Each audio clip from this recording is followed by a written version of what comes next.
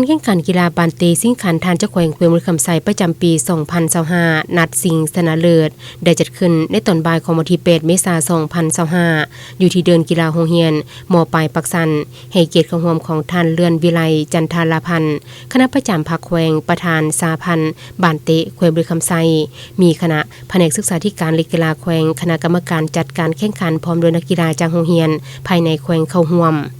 การแข่งขันกีฬาบานเตะทีมทรายนัดสิงสนาเลิศเป็นการพบกันระหว่างทีมม.ปลายปักสันเจ้าภาพพบกับทีมม.ปลายแตงทองซึ่งพอได้เริ่มเกมทั้งสองทีมก็ได้เปิดเกมบุกเล็กใส่กันอย่างดุเดือดแต่เป็นฝ่ายม.ปลายปักสันที่สามารถยิงประตูขึ้นนำไปก่อน1ประตูจากการปั่นโค้งลูกเตะมุมเข้าไปได้อย่างสวยงามหลังจากนั้นม.ปลายแตงทองก็เปิดเกมบุกใส่คืนอย่างต่อเนื่องแต่ก็บ่เป็นผลจนมาในระยะท้ายเกมครึ่งเวลาทำอิฐม.ปลายแตงทองสามารถยิงประตูตีเสมอได้ในการออกมาตัดบานพาดของผู้รักษาประตูม.ปลายปักสันจากลูกฟาวล์ต่อประตูเฮ็ดให้ม.ปลายแตงทองยิงซ้ำเข้าไปเป็นประตูจบเวลาทำอิฐทั้งสองทีมเสมอกัน1ประตูต่อ1เริ่มเวลาที่2ทั้ง2ทีมก็ยังแลกเกมบุกใส่กันได้อย่างต่อเนื่องแต่เป็นทีมม.ปลายแตงทองที่เฮ็ดได้ดีก่อนสามารถยิงแซงม.ปลายปักสันไปได้จบการแข่งขันม.ปลายแตงทองเอาชนะม.ปลายปักสัน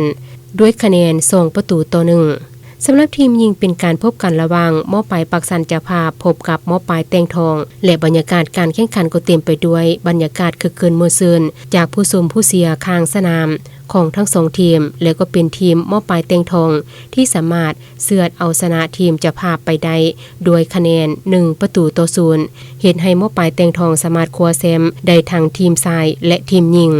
การแข่งขันกีฬาบานเตนักเรียนมัธยมม.ปลายชายหญิงสิงขันทานเจ้าแขวงเขวียงมุขคำไซประจำปี 2025 ในครั้งนี้มีทีมเข้าร่วมทั้งหมด12ทีมเป็นทีมหญิง6ทีมและแข่งขันกันทั้งหมด20คู่ซึ่งแข่งขันกันมาตั้งแต่วันที่1 ถึงวันที่ 3 เมษายน 2025 และสามารถสรุปได้ดังนี้ทีมชายอันดับ1ได้แก่ม.ปลายแตงทองอันดับที่2ม.ปลายปักสันอันดับที่3ม.ส.ปากทวนและอันดับที่4ม.ส.ศรีธนไซทีมหญิงอันดับที่1ได้แก่ม.ปลายแตงทอง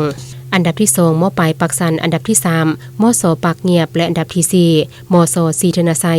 ส่วนประเภทรางวัลอันดับที่1ได้รับคัน1หน่วยพร้อมเงินสด2ล้านเก็บอันดับที่2คัน1หน่วยพร้อมเงินสด1,500,000 กีบอันดับที่3คัน1หน่วยพร้อมเงินสด1ล้านกีบและอันดับที่4คัน1หน่วยพร้อมเงินสด800,000 กีบให้เกียรติมอบรางวัลโดยเมนทันเลื่อนวิไลจันทาลพันธ์คณะประจำภาคแขวงประธานสาพันธ์บานเตแขวงท่านลมแพงสุขหัวหน้าแผนกศึกษาธิการและกีฬาแขวงท่านคำเพชรไซปัญญาและท่านโพเพชรกุณาวงศ์ห้องหัวหน้าแผนกศึกษาธิการและกีฬาแขวงขึ้นมอบตามลำดับ